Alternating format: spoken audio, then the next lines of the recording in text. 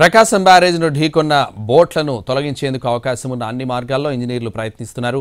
బ్యారేజ్పై 2 భారీ క్రేన్లను ఏర్పాటు చేసి 3 బోట్లను తొలగించేందుకు ప్రయత్నిస్తున్నారు.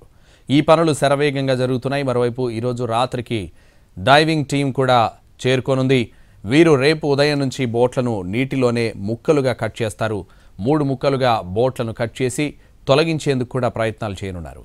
అది కూడా సాధ్యం కాకపోతే బెలూన్ల సాయంతో బోటును ఎత్తి నదీ ప్రవాహ దిశకు మళ్లించేందుకు ప్రయత్నం చేస్తామని ఇంజనీర్లు చెబుతున్నారు.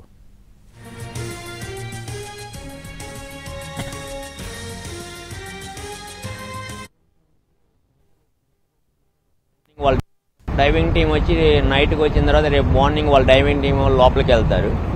ఎక్కడ పట్టుకుంది అనేది వాళ్ళు ఐడెంటిఫై చేస్తారు. అంతవరకు మేము ట్రై చేస్తున్నాం. మ్యాక్సిమం డైవింగ్ టీం వచ్చిన తర్వాత ఫర్దర్. డైవింగ్ టీం ఎంతమంది ఉంటారు సార్? వాళ్ళు 10 మెంబర్స్.